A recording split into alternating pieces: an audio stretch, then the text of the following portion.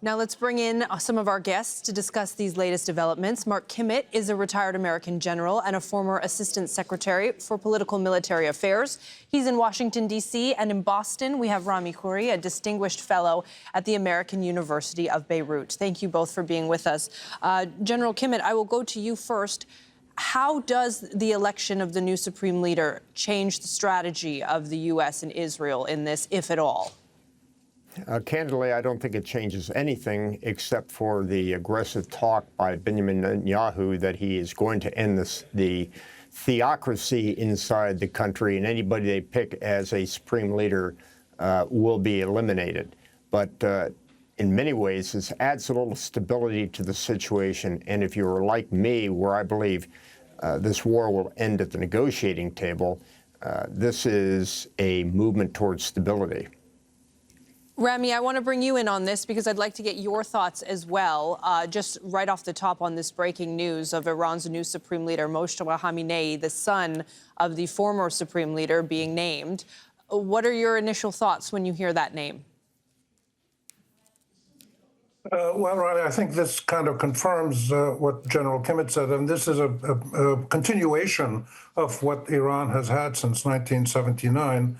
This is the Wilayat al-Faqih, the ruling system, with clerical rule under a supreme leader, with the addition of the IRGC, the Republican Guard, the National Republican Guards, Revolutionary Guards. And these are institutions that are very well established, and the guards are the most important institution in the whole country, probably with the clerics. But they control business, they control guns, they control management of the system in many ways, and they're massive, and they control hundreds of thousands of people that they can bring to the streets. So I think this is a sign of continuity. Whether it ends up pushing for a negotiated resolution of ending the war, what will happen after that will be seen, because it'll be totally different circumstances. How much the Iranian people suffer, how much people keep threatening it. So these are unknown factors. But for the moment, I think this is kind of an act of defiance as well, telling the Americans and the Israelis, you wanted to get rid of our system? Well, you know, in your face, here's a more radical person than the guy who was his father who was assassinated. And so this is a sign of continuity, and we'll see what that brings. And General Kimmit, this supreme leader is coming in at a time when we're seeing attacks escalating to different civilian targets, things like oil depots, oil storage facilities. How is this advancing the escalation of the war? Well, first of all, I wouldn't consider infrastructure targets to be civilian targets. They're part of the economy. They're not civilians. But again, I think if you look at it from the Israeli side... But sorry, just to ask you on that. So what is a civilian target then? Is it just civilians? Primarily, yes. You know, civilian military facilities, just generally human beings, as opposed to structures. Now, going back to your question about Moshtaba, I think there's going to be a dispute inside the Israeli-U.S. discussions about how do we react to this. Again, as somebody who thinks that negotiations, tough negotiations, negotiations that the Iranians have to come into already providing concessions, this can't happen unless you have a supreme leader make those decisions. And with the stability that a new supreme leader brings, no matter how much you don't like him, at least we might be able to move the process forward. Do you think that that's likely to happen? Well, again, Rami knows this much better than I do, but the sensing is that he is closer to the hardliners than the clerics. The clerics did not want a dynasty and are against a dynastic control of the supreme leader's position. But given his hardliner positions, this sort of complements, for example, the bringing back of Vahidi, who founded the Iranian Revolutionary Guards Corps, dusted him off and put him back in to head the IRGC when his predecessor was disposed of. So I don't think you can make any declarative, definitive statements right now. I think we're going to have to wait a few days. And Rami, I do want to ask you that and get your thoughts on that, too. Was this... All right. Thank you both, gentlemen. We're going to just recap our breaking news, and we'll come back to you both in a minute. Stay with us, please. You're watching Aljazeera's continuing coverage of the conflict between the U.S., Israel, and Iran. Here's a reminder of the key development we're talking about this hour. Iran's Assembly of Experts has named Mojtaba Khamenei to replace his father, the Ayatollah Ali Khamenei, as the country's new supreme leader.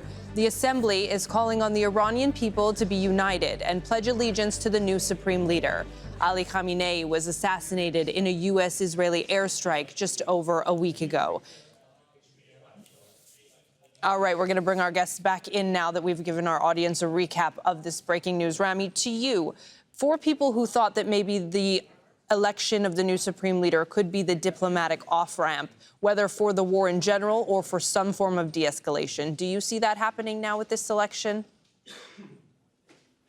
Maybe. We can't tell. There's so many unknown factors. But the reality of Iran since 1979, the two realities. First, that the internal power structure works by constant negotiations between different factions, the clerics, the political leaderships, the business community, the Revolutionary Guards, the army.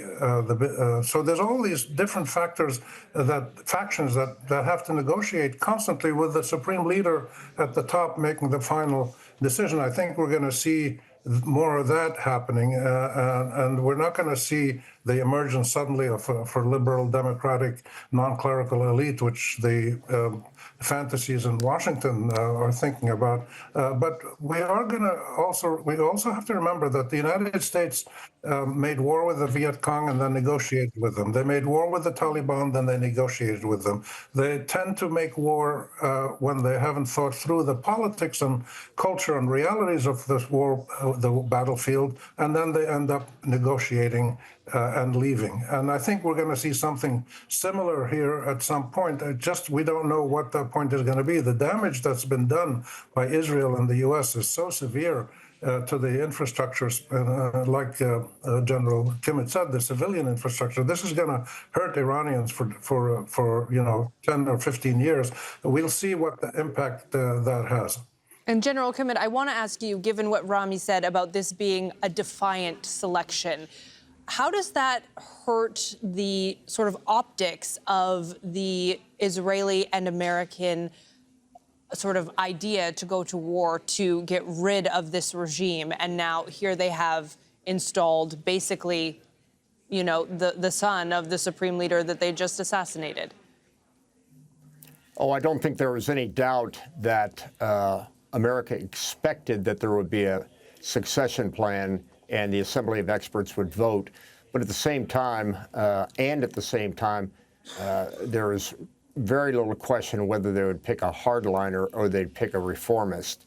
So, again, I think this is just another act in the play as we move on. But personally, I'm glad that, as it used to be said about Bashar al-Assad, we didn't like this guy, but at least we had a telephone number to call. And in this case, it seems that we have a telephone number to call in the form of a singular leader. General Kimmit in Washington, D.C., Rami Khouri in Boston, thank you both for your time and your insight on this breaking news story. Thank you. Thank you.